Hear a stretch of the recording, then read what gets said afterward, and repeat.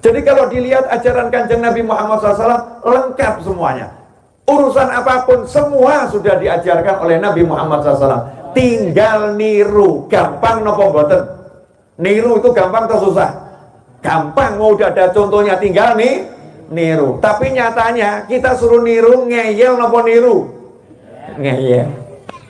Ya termasuk diantaranya diajari kalau pagi baca sholawat 10 kali, kalau sore baca sholawat 10 kali.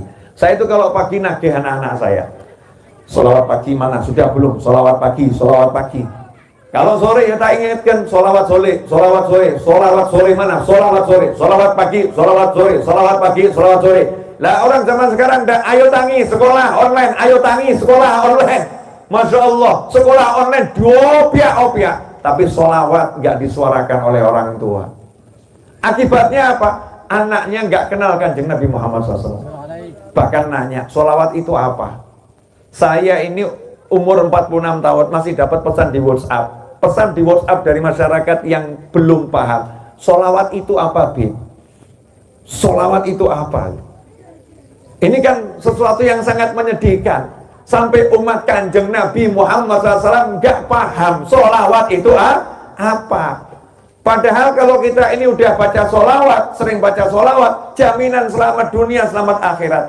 Sebagaimana disabdakan Nabi SAW, siapa sholawat pagi 10, sholawat sore 10, pasti dapat syafaatku. Gampang tuh ya. Rasul nggak nyuruh kita sholawat 1000, nggak nyuruh 2000, standar minimal 10. Tapi yo kebangetan. Kalau kita cuma pegang itu aja ya kebangetan, itu standar minimal 10 pagi, 10 sore. Alhamdulillah di Indonesia kan masyarakatnya kita ini doyan sholawat. Didik-didik sholawat, dikit-dikit sholawat. Mau azan dia sholawat. Ya, mau azan itu sholawatan dulu, baru azan. Mau qomat, sholawat, baru qomat. Semua diawali dengan sholawat. Alhamdulillah di negara kita. Cuman ini kalau nggak kita ajarkan ke anak-anak kita, bisa hilang. Kebiasaan bapaknya ini bisa hilang. Padahal berkat sholawat itu semua akan mudah didapat. Berkat sholawat semua mudah didapat. Kenapa? Karena sholawat ini amal yang menjadikan Allah mau nyolawatin kita. Siapa yang sholawat kepadamu 1 kali, aku bersolawat kepadanya 10 kali. Saya mau ngasih contoh yang praktek saja. Mungkin saya bisa praktek dengan sakit praktek. Amin ya. Dikatakan siapa yang waktunya habis untuk sholawat terus sampai nggak sempat dungo, nggak sempat minta, waktunya habis sholawat terus, maka Rasul menyatakan kalau begitu yang jadi pengenmu dikasih sama Allah, dosa-dosamu diampuni Allah. 2 ya. Tukfa'amu wa yughfar laka dzanbuk atau kama qala sallallahu. Yang kamu inginkan dikasih, dosa-dosamu dihapus. Syaratnya 1, sholawat terus. Ya sholawat terus. Sekarang coba dicek contoh para kiai, para habaib, ulama-ulama yang istiqomah di jalan amal soleh. Coba ditinggali. 1 wajahnya. Fotonya para habaib dan para kiai itu ya bukan fotonya artis-artis yang pakai di make up macam-macam. Wajah apa adanya, betul ya? Apalagi zaman dulu seadanya kamera jepret. Sekarang kamera ini tergantung merek handphone. Semakin oke handphonenya, semakin ganteng wajahnya. Betul tuh. Ya, semakin oke handphonenya, semakin cantik wajahnya. Makanya jangan pernah percaya kepada tampilan wajah-wajah yang ada di profile picture, di WhatsApp, di Facebook, di YouTube dan lain sebagainya. Kenapa? Itu akibat proses ya dari pengetahuan, pakai ilmu namanya aplikasi. Begitu ketemu yang asli, tertipu oleh aplikasi, kaget setengah mati. Jebulane wel era-era. Ya, jerawatnya banyak tapi enggak kelihatan. Tertipu oleh aplikasi. Nah, ikhwani rahimakumullah. Para kiai, para habaib, kalau kita lihat fotonya biasa-biasa saja. Tapi semakin dilihat semakin asik tuh enggak asik? Asik. Aduh, kok aneh loh. Tak sawang tambah tentrem mati. Tambah enak. Semakin dilihat semakin enak. Ada apa? Jawabannya sederhana. Lalu hidupnya sholawat terus. Kesana solawat, kesini solawat, solawat terus. Nah karena solawat terus, disolawati sama Allah Subhanahu Wa Taala, dikasih rahmat sama Allah Taala. Wajah yang dapat rahmat beda dengan wajah yang nggak dapat rahmat. Bayangkan seorang suami udah sholat tidak, ya solawati tidak, kemudian orangnya juga nyebelin. Itu istri kalau lihat walaupun ganteng kan hati ini pegel. Bu, boleh saya nanya bu, pilih mana bu? Suami wajah jelek menyenangkan hati atau wajahnya tampan tapi megel hati? Lah, mesti ngeyel. Mesti ngeyel. Oh, pertanyaannya cuma 2 kok jawaban nomor 3. Pilihannya itu cuma 2, nggak ada C. A, suami tampan menjengkelkan. B, suami wajah buruk rupa menyenangkan hati. Pilih yang mana? A atau B? A atau B? Mesti C. Yang C canda IDW, gitu kan ya? Yang C sesuai keinginanku sendiri. Bu, saya kasih tahu ya, nggak ada judulnya suami menyenangkan hati kok wajahnya nggak tampan, nggak ada. Wajah itu kan pandangan tergantung hatinya jenengan toh. Hati kita. Kalau hati kita seneng welek disawang jadi ayu, welek disawang jadi ganteng. Kalau hati seneng, kalau hati nggak seneng, Habib ganteng seperti ini jadinya welek. Di sini juga sama. Habib ganteng seperti ini, kalau megel hati gitu ya, pegel hatinya, welek. Gak mau lihat, betul ya. Tapi kalau Habibnya jelek seperti ini, nyeneng no hati, jelek seperti ini, nyeneng no hati, jelek seperti ini, ya bu ya, jelek seperti ini, nyeneng no hati, di sawang ganteng, masya Allah, masya Allah, seneng hatinya.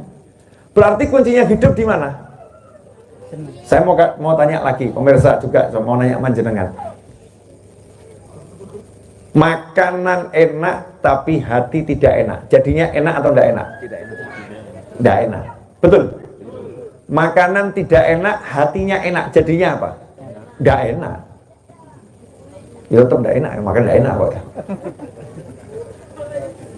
Makanan tidak enak tapi hatinya enak, tetap tidak enak, tapi lain. Orang enak ini biasa-biasa saja. Makanan yang biasa tapi hatinya enak, jadinya apa? Enak luar biasa.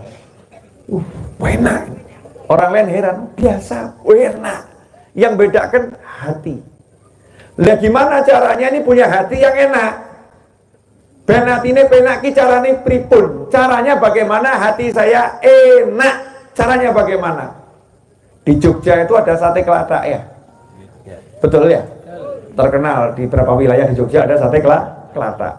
Kelataknya enak, tapi kalau hatinya nggak enak, jadinya gimana? Yang disalahkan kelatak kok orang enak.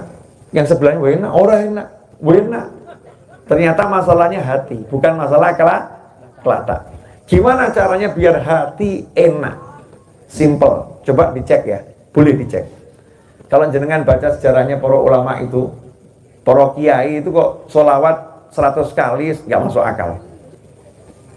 Para kiai itu hidupnya titik-titik sholawat. Jadi wirid sholawat itu paling sedikit, kalau para kiai itu ya 1000 kali, itu paling di titik tiap hari 1000 kali. Lan jenengan, masya Allah. Coba dicek bu, bapak. Sholawat kita satu hari berapa kali? Mau dipaksa aja nggak sholawat, shollu ala nabi. Oh, harusnya kan begitu, betul kan ya? Ada yang teriak shollu ala nabi, semua Allahumma sholli wa sallim alaihi.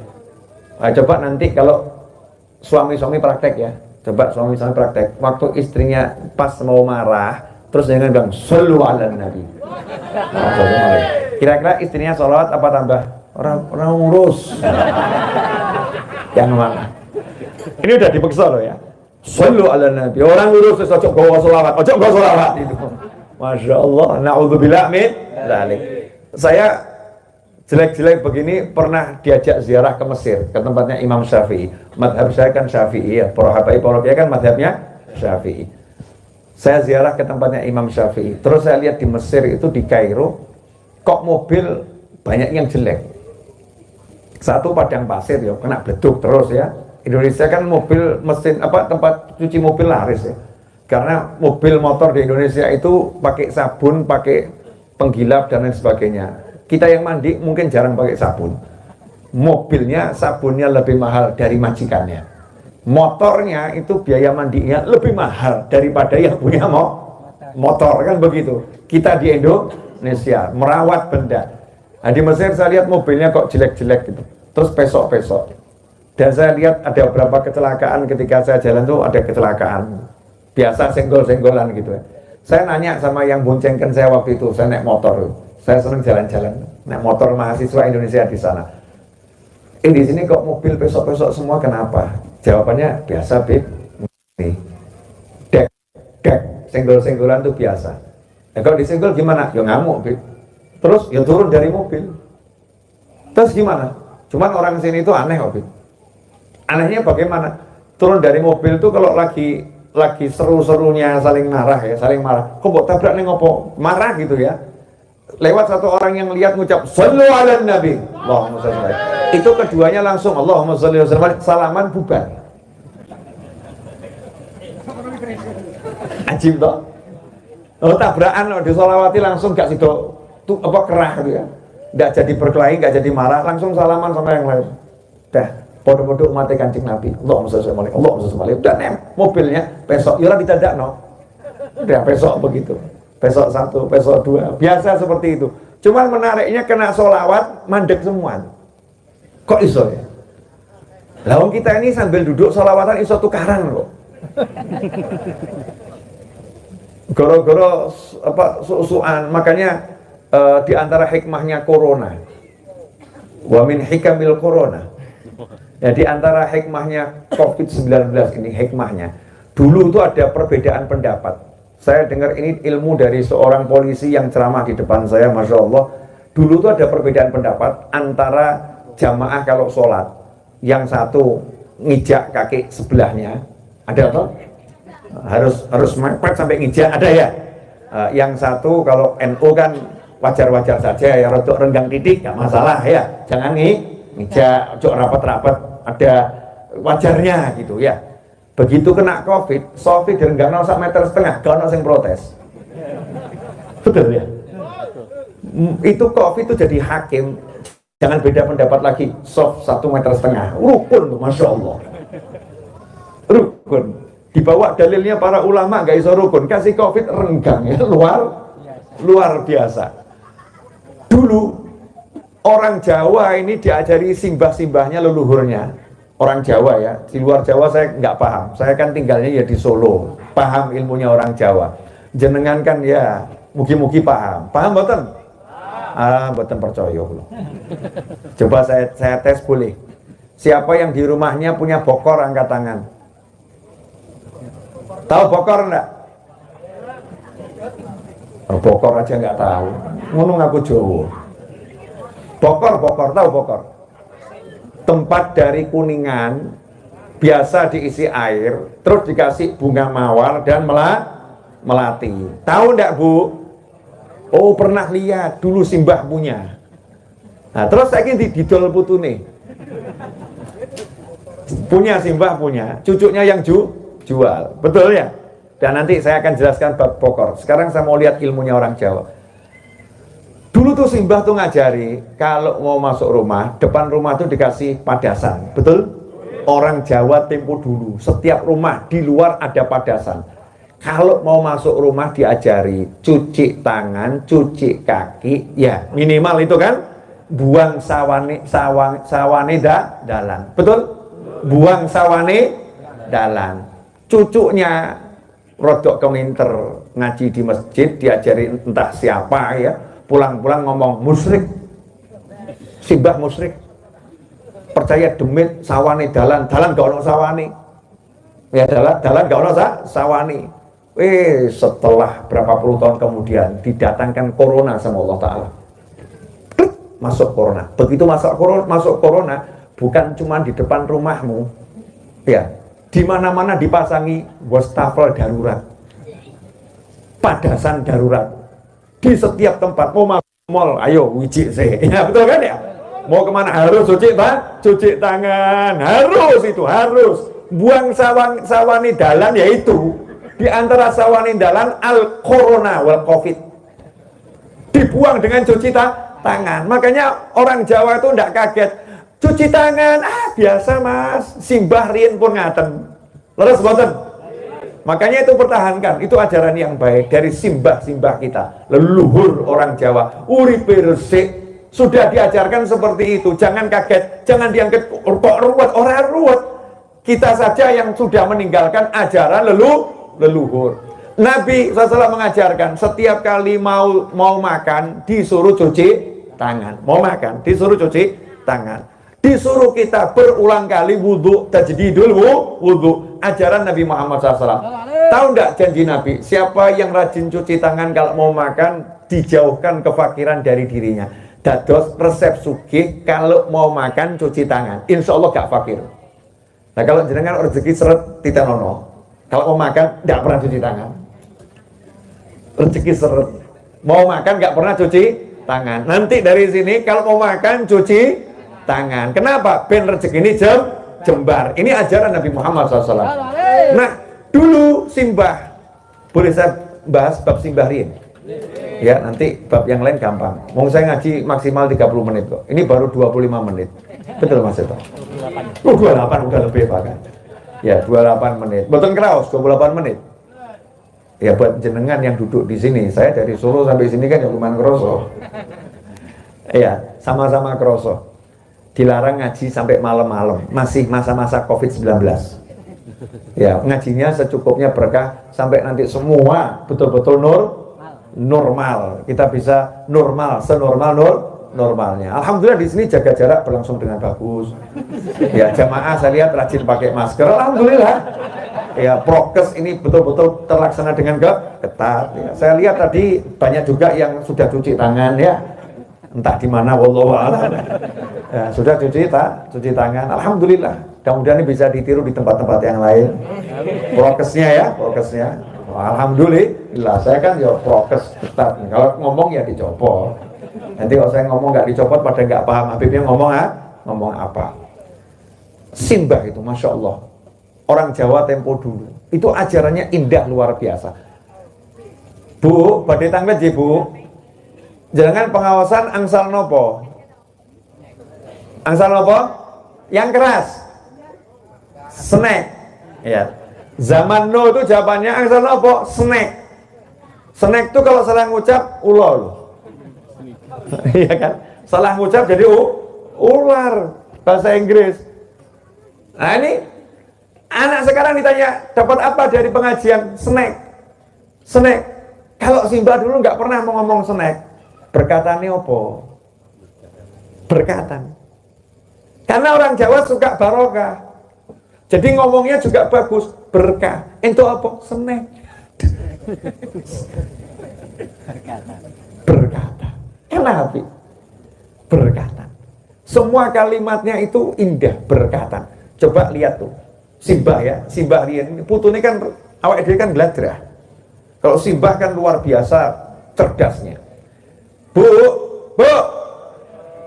Kalau ada anak nakal, dulu Simbah bilangnya apa? Oh, saking wis lali ajarane Simbah ya. Diem semua. Bocah kok pintere kaya ngono. Betul kan ya? Bocah kok pintere kaya ngono. Bocah kok pintere kaya ngono. Kalau udah pinter kaya ngono mesti beling tuh. Tapi disebutnya pinter. Nakal disebutnya pinter. Kenapa? Karena ucapan orang tua itu doa. Jangan ngomong yang jelek. Ngomong sing apik, tingkah polanya beling. Wah, ngeselin. Ucapannya pinter. Masya Allah, pinter. Marahnya sama anak. Nah, bocah kok pinter awak mulu ya nak. Pinternya. Walaupun sama, tapi ngomongnya pinter. Itu Simbah. Sebab ucapan orang tua itu bertuah. Jadinya doa. Nah, bagaimana caranya kita bisa punya hati seperti Simbah-Simbah terdahulu, punya pikiran, seperti Simbah-Simbah terdahulu? Jawabannya simple. Jadikan diri kita ini full rahmat, dapat rahmatnya Allah Subhanahu wa ta'ala. Gimana caranya biar dapat rahmat? Cara yang paling gampang, perbanyak sholawat.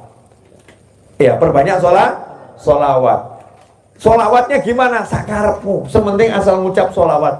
Sallallahu ala Muhammad sallallahu alaihi wasallam. Sholawat. Ya Nabi salam alaika, ya Rasul salam alaika, ya Habib salam alaika, salawatullah alaika. Salawat salam, salawat dan salam.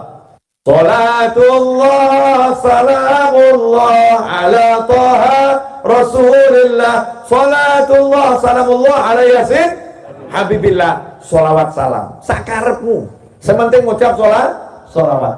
Orang yang rajin salawat itu dijamin dapat syafaat. Lah artinya syafaat itu apa? Nah ini yang mau saya jelaskan singkat padat, mugi-mugi manfaat, amin. Syafaat itu artinya pertolongan. Manah itu juga artinya pertolongan. Bahasa Arab itu syafaat sama i'anah beda. I'anah itu pertolongan. Kalau syafaat itu seseorang yang menggunakan kekuatannya yang dimiliki, posisi yang dimiliki, memperjuangkan apa yang kita inginkan. Itu namanya syafaat. Contoh, saya dekat sama Pak RT. Jenengan butuh tanda tangan Pak RT untuk nikah, ngurus surat nikah. Butuh tanda tangan Pak RT. Tapi Pak RT ditemui kok susah, gak ketemu-ketemu terus. Tahu saya dekat sama Pak RT, jenengan ngomong, "Mbok tulung aku." Ben iso ketemu Pak RT gampang, terus langsung dados tanda tangan. Tolong saya ditulungi. Maka saya ngomong sama Pak RT, tolong tuh tetangga saya butuh tanda tangan. Gimana caranya biar cepat? Pak RT ngomong, ya sudah, ya Habib, bawa sini kertasnya, tinggal saja nanti saya tanda tangani. Saya yang ngomong begini sama Pak RT, saya namanya lagi memberikan syafaat kepada tetangga saya yang butuh tanda tangan. Itu namanya syafaat. Modalnya tonggo saya cuma ngomong tulung. Betul ya? Tulung. Terus yang capek siapa? Pak RT-nya enggak tanda tangan. Sing marani Pak RT.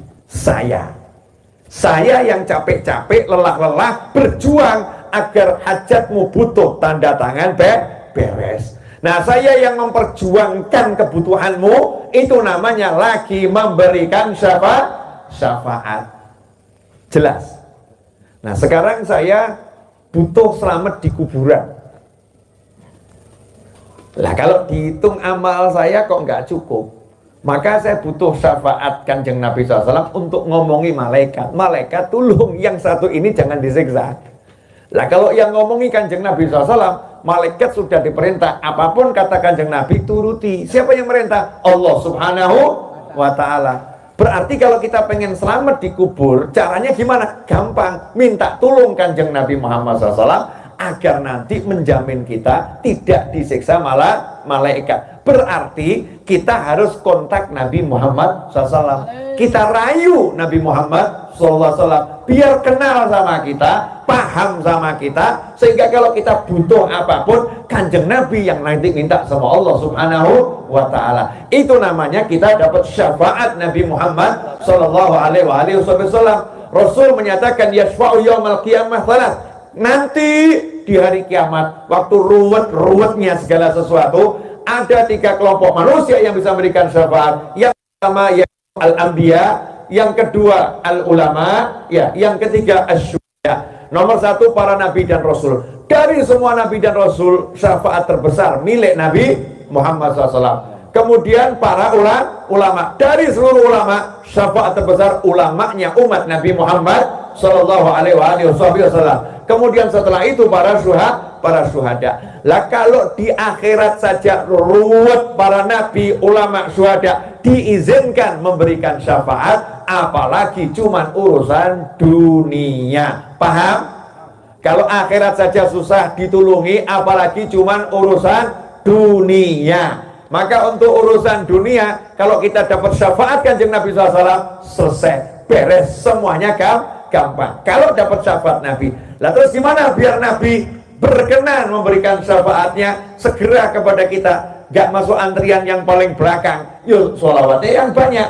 Sebab Nabi bersabda SAW, aqrabukum ilayya manzilatan yawmal qiyamati aktsarukum alayya sholatan. Kama qala SAW, di antara kalian semua kelak di hari kiamat, yang paling dekat sama aku adalah yang paling banyak sholawatnya. Terus jenengan semua ini sama saya, sama warga Jogja, warga Solo, nanti di hari kiamat antri pengen ketemu Kanjeng Nabi Muhammad SAW. Antri berdasarkan urutannya. Itu nanti yang paling dekat sama Nabi, yang dipanggil itu sesuai banyak sholawatnya. Yang satu hari sholawatnya 10.000 kali, ya itu sop-sop depan. Yang satu hari sholawatnya 10 kali, ya monggo jenengan terwingking rien, ya sesuai prestasi masing-masing. Semakin banyak sholawatnya, semakin dekat dengan Nabi Muhammad Sallallahu Alaihi Wasallam. Kemudian dijamin oleh Nabi, siapa yang bagus akhlaknya paling dekat dengan Nabi Muhammad SAW. Berarti siapa yang banyak sholawat, akhlaknya akan bagus. Itu udah pasti. Siapa yang banyak sholawat, akhlaknya pasti bagus. Sebab Nabi SAW menjamin, siapa yang akhlaknya bagus, dia paling dekat dengan aku. Siapa yang paling banyak sholawat, dia paling dekat dengan aku. Digabungkan dua hadis ini, berarti yang dekat dengan Nabi, dia yang sholawatnya banyak, yang akhlaknya bagus. Dan itulah jaminan siapa rajin sholawat, akhlaknya akan jadi bagus. Nah, pertanyaannya, kok bisa sholawat ini terus jadi kita dikenalkan Kanjeng Nabi Muhammad SAW? Alhamdulillah kita bersyukur ada teknologi handphone dan WhatsApp. Ini membantu saya untuk menjelaskan dengan mudah. Bu, maaf yang saya panggil ibu-ibu karena di belakang sendiri. Ya, Bu, gak ada WhatsApp. Oh, zaman online nggak ada kan, ya termasuk manusia yang Masya Allah ini. Zaman sekarang ini kan siapapun di pojok, di pinggir mana gitu ya, pegangannya handphone. Mainannya itu mau ngomong juga nggak enak. TikTok tuh ya, sing ditonton TikTok. Saya tuh kan rodok risih gitu ya. Orang zaman sekarang dididik game TikTok gitu ya.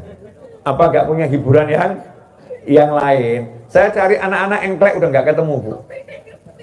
Engklek. Bu, masih ingat engklek? Masih? Kapan terakhir engklek sama suaminya?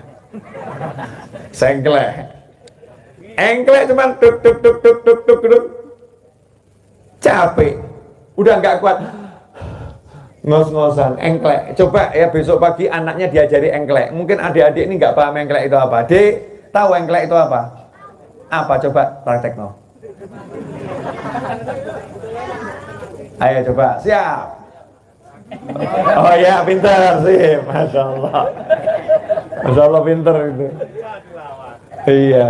Apa namanya? Jogja Dilawan. Ya. Ternyata engklek masih terpelihara di sini, saudara-saudara.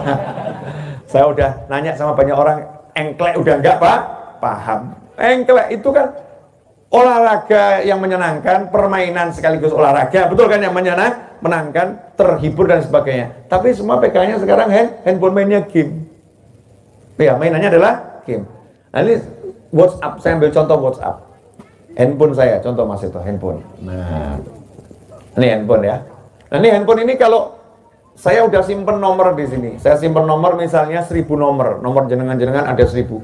Saya simpen. Terus jenengan kok kirim WhatsApp ke saya. Muncul enggak namanya? Muncul kan? Anton, Abdullah, Ali, Sulaiman. Saya cari nama Sulaiman itu sekarang udah longko. Jarang orang ngasih nama Sulaiman sekarang. Iya. Betul. Jarang terdengar Sulaiman. Padahal Nabi Sulaiman itu kan gak kurang sugih. Katanya pengen punya anak yang sugih, tapi ngasih nama Sulaiman kabuatan. Sulaiman gitu ya. Orang Sulaiman banyak enggak pakai nama Sulaiman? Kan dia mirip-mirip gitu kan ya sebutannya. Nah, itu di area makam Nabi Muhammad SAW, Allah tugaskan malaikat khusus. Allah tugaskan malaikat khusus.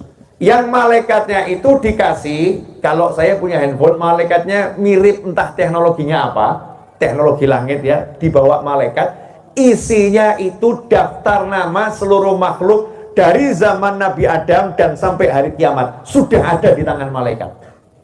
Oh, ini database yang luar biasa ini. Ya, Peduli Lindungi kalah. database malaikat loh. Nama dan track GPS-nya itu nggak pakai sinyal lemot, nggak ada. Nggak bisa diotak-atik ini, daftar malaikat. Jadi begitu ada yang bergerak bersolawat Allahumma sholli ala Sayyidina Muhammadin, ini baru mengucap Allahumma sholli, kan mulutnya yang telat. Kalau hatinya kan sudah ya. Kan mulut itu kan kalah sama hati. Hatinya udah sholawat, mulutnya telat. Mulutnya baru Allahumma. Itu di catatannya malaikat langsung kunting. Fulan bin Fulan. Fulan bin Fulan. Fulan anaknya Fulan bersolawat pada Nabi Muhammad SAW. Lokasinya di sini, jam sekian, datanya lengkap. Malaikatnya ngomong ke kanjeng Nabi Muhammad SAW. Ya Rasulullah, Fulan bin Fulan ada di Jogja. Dia lagi bersolawat padamu sebanyak sekian. Itu laporannya lengkap. Terus kanjeng Nabi jawab, untuknya juga solawat dan salamku. Allahumma sholli alaihi. Jadi kalau kita satu hari solawat 1000 kali, berarti satu hari kita dilaporkan pada kanjeng Nabi Muhammad SAW. Nah kalau satu hari dilaporkan kanjeng Nabi 1000 kali, istiqomah kita 1 tahun solawat terus. Gak usah bingung hajat dunia, belum sempat mikir keturutan. Kenapa? Kanjeng Nabi setiap ngasih syafaat, setiap ngasih syafaat. Makanya para kiai kalau dilihat, jenengan nate mireng solawat nariyah, solawat nariyah, solawat munjiah. Dulu para kiai itu kalau ada santri punya hajat, nggak repot-repot, nariyah 4444 kali baca. Tapi santri dulu loh ya, santri dulu, sendiko dawuh kiai. Santri sekarang nawar, kiai niki kontan apa kredit? Masya Allah. Maksud saya ini sekali duduk selesai atau bisa diangsur? Atau bisa diangsur? Kiainya ya rodok, Habibnya sama kiainya ngeluh. Santri zaman saiki dikai sing gampang loh, solawat gampang timbang ruwet ya, duduk loh ya, gak keliling kemana-mana loh, bukan disuruh miber ngalor ngidul ngitan ngulon, kamu duduk solawat nariyah baca, ijek nawar kontan nopo kredit, sakit diangsur boten, Masya Allah. Solawat ditawar, sinten niku? Orangnya hadir enggak? Ngaku oh. Masih ditawar. Bisa diangsur enggak? Nah, untungnya kan ya para habaib dan para kiai itu mengikuti perkembangan zaman. Karena zamannya zaman angsuran. Solawatnya pun boleh diangsur, ya wes angsuran ya. Tapi ada tanda bintang kecil di bawah, kadang nggak disebutkan hajatmu ya diangsur. Pengen beli mobil, solawat nariyah, dibaca nariyah, bacanya diangsur. Allah kasih juga diangsur untuk banese. Karena ya lumayan. Dapat kuncinya dulu, lumayan. Kok nggak dapat? Oh, salah awakmu. Kunci sudah dikirim orang gua anggap. Lah kok kunci dulu yang dikirim? Lah kan kamu angsur. Ya datangnya juga hajatnya berangsur. Tapi beda orang dulu, suruh sholawat nariyah 4444 kali, itu duduk di rumah tidak akan pergi sebelum selesai. Dan setelah itu ya wujud, qabul, selesai. Nah kita coba disuruh sholawat nariyah 4444 kali, jawabannya apa? Ya, ada nggak sholawat yang lain yang lebih mudah? Ditawar. Model santri zaman sekarang, kiai habib ditawar, amal soleh ditawar. Ya udah munjiah. Berapa kali kiai munjiah? 1000 kali. Wah roto enteng. Bunyi ya, Allahumma sholli ala sayyidina Muhammadin sholatan tunjina biha min jamil ahwal wal afat wa taqbilana biha jamil hajat wa tutahhiruna biha min jamil sayiat wa nabi indaka al darajat wa tuballighuna bi aqsal min jamil khairat fil hayati wa badar ramat. Ya kok tuh ya. Versi yang pendek lagi ada ndak ya? Masya Allah. Ditawar lagi. Hadir enggak orangnya ini? Sudah dikasih sholawat nariyah 4444 kali, nawar lagi. Yang lainnya yang jumlahnya lebih pendek ada apa? Munjiah. Bunyinya gini, kedawan ya ini. Yang lebih pendek ada. Nah ini orang-orang model begini pantas hidupnya susah. Kenapa? Keset. Pantas hidupnya susah kita ini. Kenapa? Males. Kenapa yang lain kok hidupnya enak? Karena nggak males. Ini udah dikasih yang gampang, malesnya luar biasa. Siapa? Kita. Makanya kita rubah. Yuk kalau diajari para kiai munjiah lakoni, nariyah lakoni. Seperti orang dulu tuh. Orang dulu tuh tirakatnya luar biasa. Saya masih menangi Mbah Umar Syahid, Mbah Umar Tumbu Pacitan. Pernah dengar kan? Mbah Umar Syahid rahimahullah, Mbah Umar Tumbu panggilannya itu ya, Mbah Umar Tumbu. Disebut Mbah Umar Tumbu karena beliau itu berhasil membangun sekian ya, masjid di setiap desa yang didatangi dengan jualan tumbu. Jualan tumbu, buat sendiri tumbu, dijual. Karena beliau jualan tumbu, bangun masjid, lama-lama ada yang bantu. Setiap desa rampung satu masjid, beliau pindah jalan ke desa yang lain. Selama 40 tahun jalan kaki keliling Indonesia, tidak pernah pakai sandal. Sampai akhir hidupnya, nggak pakai sandal. Tapi mujahadahnya itu jalan kaki keliling Indonesia 40 tahun. Itu pindahnya kampung, kalau udah terbangun satu masjid, baru pindah ke kampung yang lain. Itu Mbah Umar Syahid. Saya waktu beliau wafat umur 107 tahun. Waktu umurnya 103 tahun, 104 tahun, 105 tahun, saya nanya sama beliau, Mbah, wirid jenengan nopo?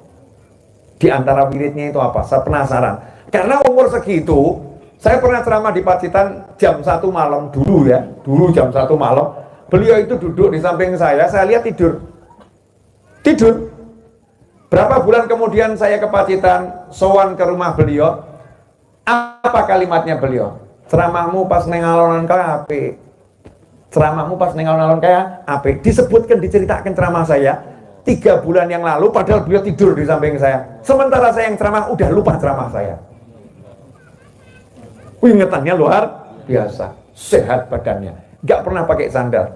Diundang zaman dulu sama presiden untuk ke istana di masa hidup beliau kan masih zaman presiden yang terdahulu, bukan di masanya Pak Jokowi. Pak Jokowi kan sekarang ya, Mbah Umar sudah sedo saat itu. Nah ini waktu presiden yang terdahulu, mulai zamannya Pak Harto dan seterusnya, beliau sebagai ulama kadang diundang ke istana negara untuk suruh dungo. Nah itu naik pesawat, itu satu-satunya orang yang naik pesawat nggak pakai sandal ya Mbah Umar. Masuk bandara nggak pakai sandal, pakai tungketnya itu ya Mbah Umar Syahid rahimahullah. Saya nanya, Mbah, wirid jenengan nopo? Wakeh. Salah satunya apa itu? Majmu', tahu Majmu', kitab Majmu' yang kecil itu, Majmu' Syarif, tahu kan? Nah, itu seluruh isinya Majmu' Syarif itu dibaca, dan amalan yang ada di situ diamalkan semua tiap hari. Termasuk di Majmu' Syarif itu ada baca Yasin 41 kali kalau hajat mau kabul. Mbah Umar itu kalau habis Isya duduk sebentar baca Yasin 41 kali. Kalau belum selesai tidak pindah. Itu tiap hari. Jalla konono.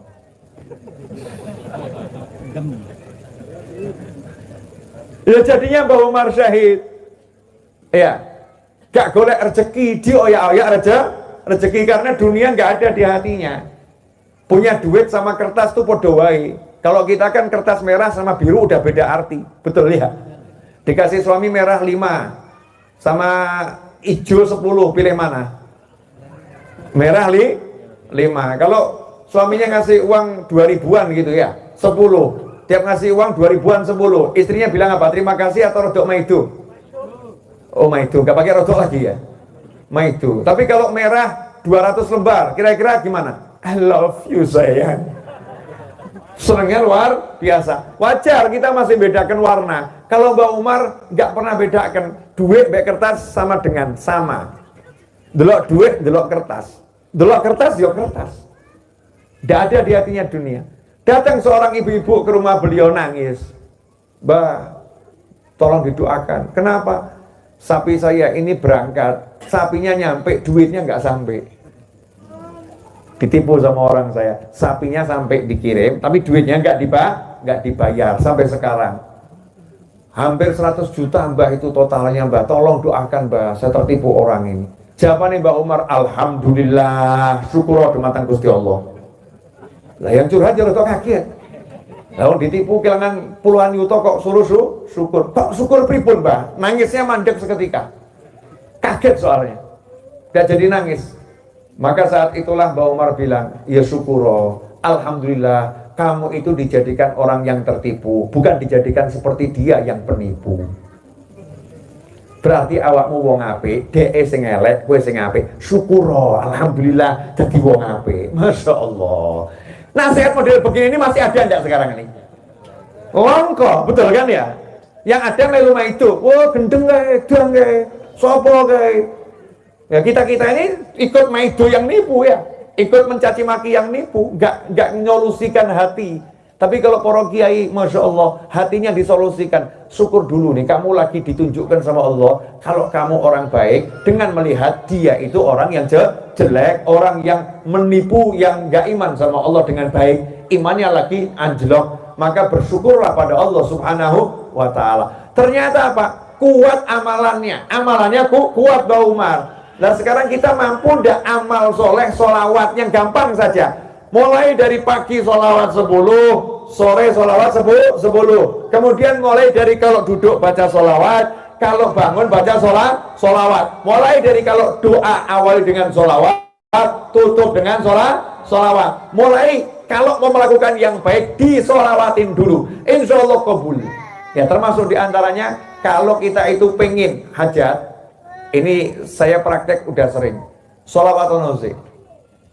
Kalau belum mampu tawasuli dengan sholawat, ya Allah saya pengen rumah itu, potretan rumahnya cepret ya, terus di print taruh di kamar, tiap hari baca sholawat, niat tawasul dengan sholawat, pengen punya rumah seperti itu, sholawati terus, nanti insya Allah dapat rezeki entah dari mana, bisa beli rumah seperti itu ya. Tapi ya tenanan nyolawat ini, Allahumma sholli ala sayyidina Muhammad, Allahumma sholli wa sallam ya. Sama Kanjeng Nabi tolong mintakan sama Allah, Allahumma sholli ala sayyidina Muhammad, sama melihat rumahnya tadi. Mungkin sebagian orang akan ngomong, masa sholawat buat cari duit? Ya lebih baik cari duit dengan baca sholawat daripada cari duit dengan nipu orang. Betul.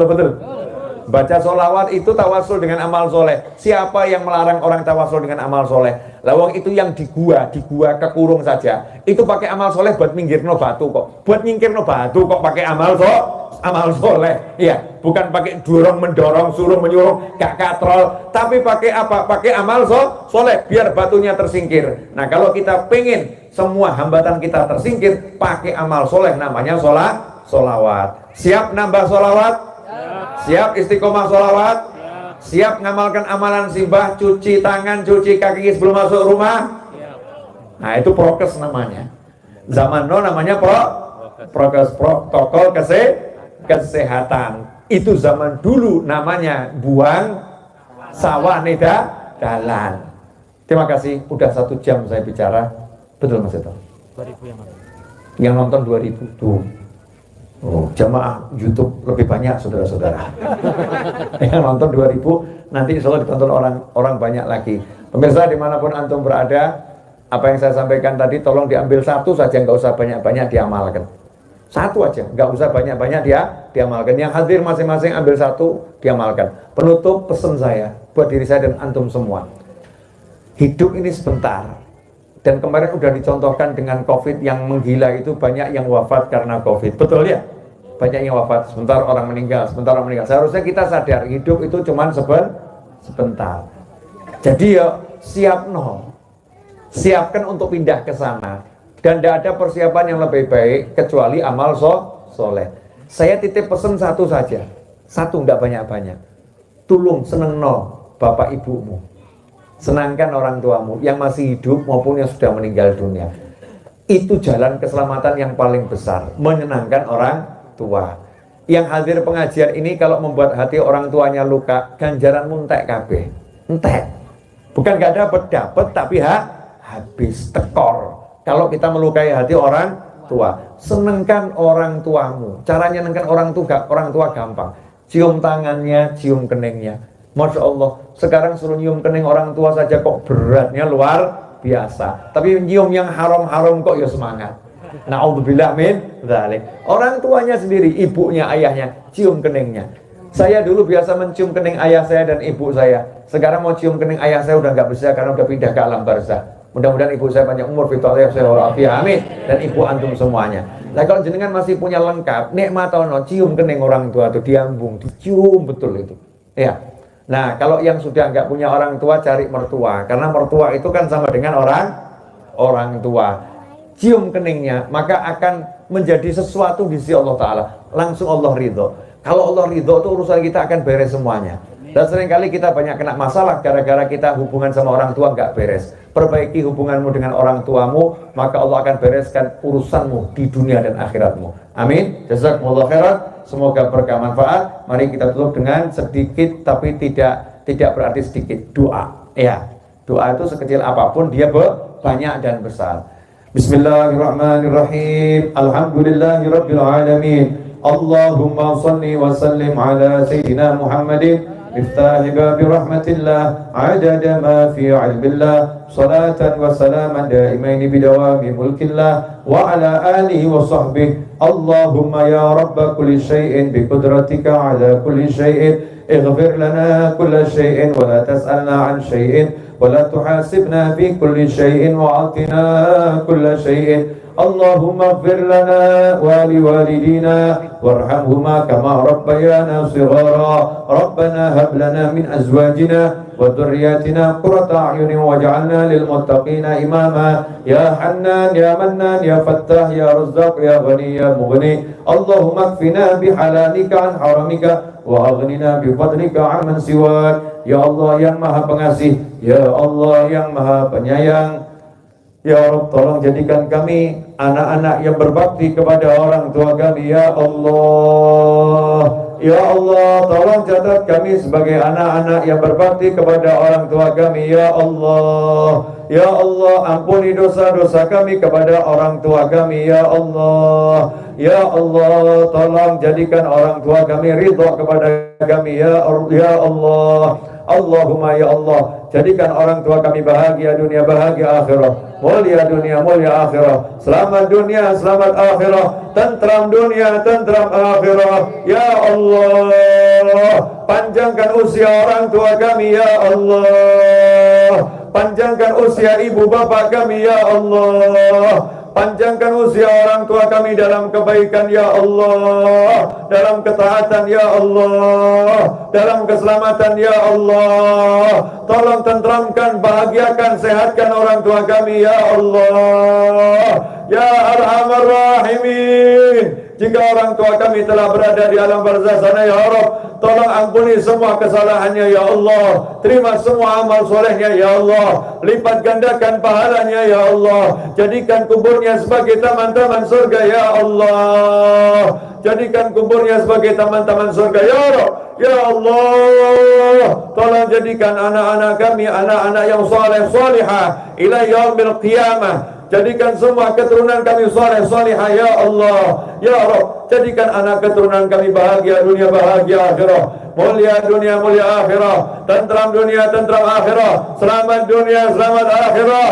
Ya Allah, jauhkan anak-anak kami dari keburukan dunia dan keburukan akhirah. Jauhkan anak-anak kami dari petaka dunia dan petaka akhirah. Ya Rabb, dekatkan anak-anak kami dengan kami dunia hingga jannah. Ya Rabb, ya Arhamar Rahimin, ya Arhamar Rahimin, ya Arhamar Rahimin. Ya Allah, teruntuk semua orang yang menitipkan doa kepada kami. Ya Allah, orang-orang yang berbuat baik kepada kami. Ya Allah, yang kami sebut namanya maupun yang tidak kami sebut namanya. Ya Allah, tolong berikan apa yang kami minta di malam hari ini juga kepada mereka semua. Ya Allah, jadikan mereka semua mendapatkan kebaikan dari malam hari ini. Ya Arhamar Rahimin, kabulkan hajat mereka yang kau ridhoi, malutuf wal afiyah wassalamu wa taufiq wal hidayah wal ridha wal inayah. Ya Arhamar Rahimin, teruntuk semua yang hadir. Ya Allah, kabulkan hajat-hajatnya dunia akhirah, malutuf wal afiyah wassahala wal jamalah wal ridha wal inayah. Allahumma adfa'anna wa anhum al bala wal waba wal wala wal ghala wal fitan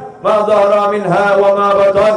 Allahumma arzuqna al-afiyah wa dawam al-afiyah wa syukra ala al-afiyah wa tamam al-afiyah wal afiyah min kulli adhiyah wal baliyah. Allahumma arzuqna al-jannah wa na'imaha wan nadhar ila wajhikal karim birahmatika ya arhamar rahimin. Rabbana atina fid dunya hasanatan wa fil akhirati hasanatan wa qina adzabannar. Wa sallallahu ala sayyidina wa maulana Muhammadin wa alihi wa sahbihi wasallam. Alhamdulillahi rabbil alamin. Ala hadin ya al-Fatihah.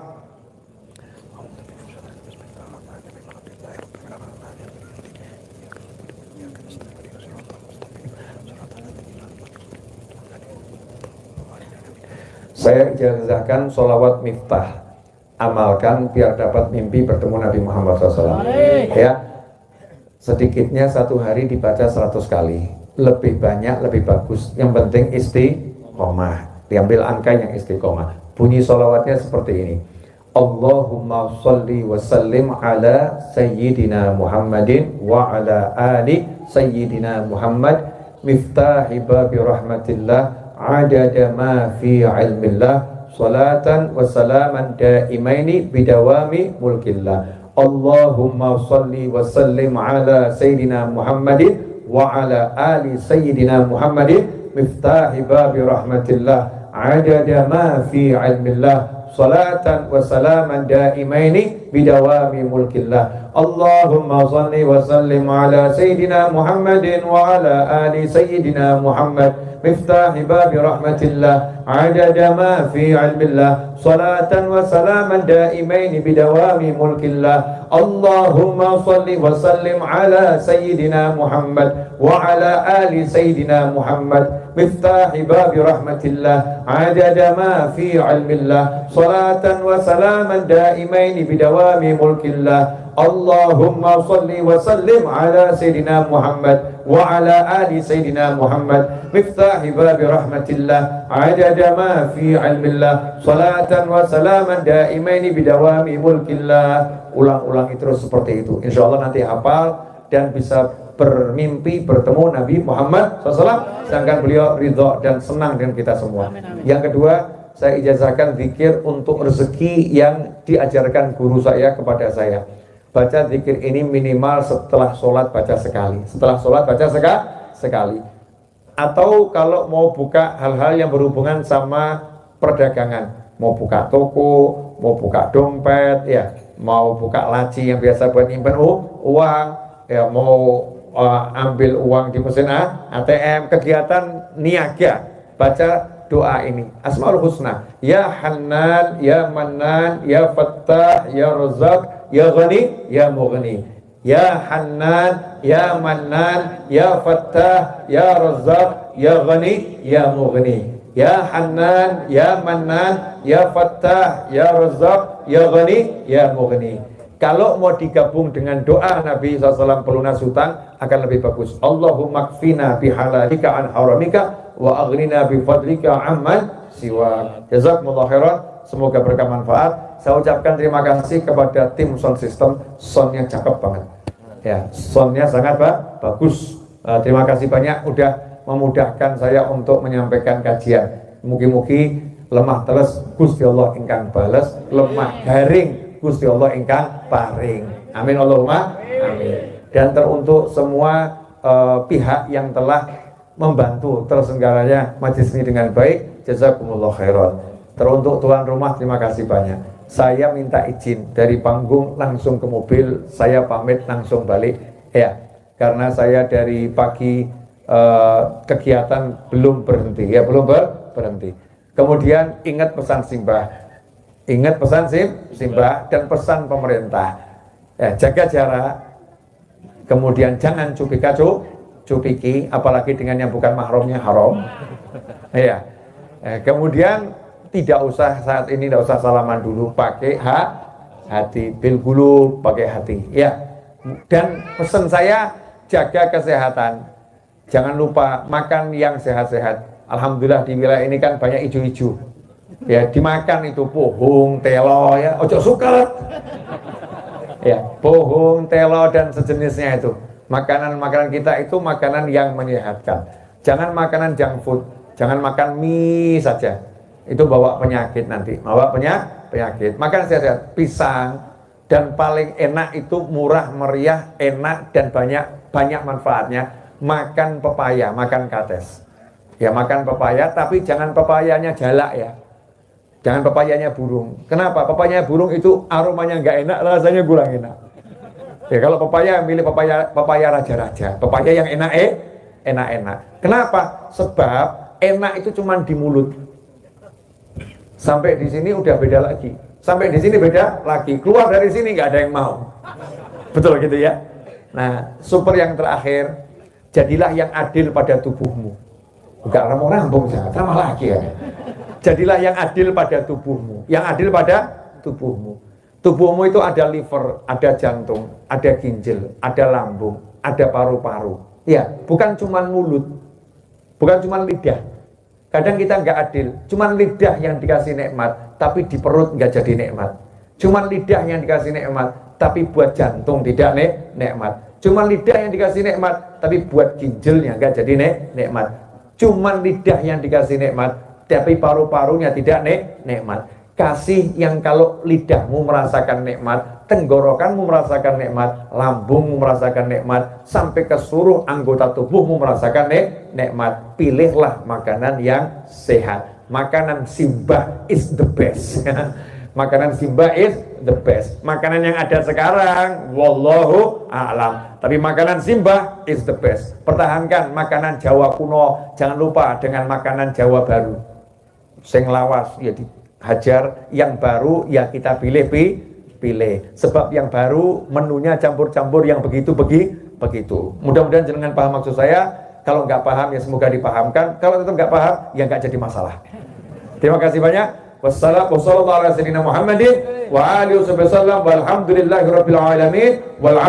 Wassalamualaikum warahmatullahi wabarakatuh.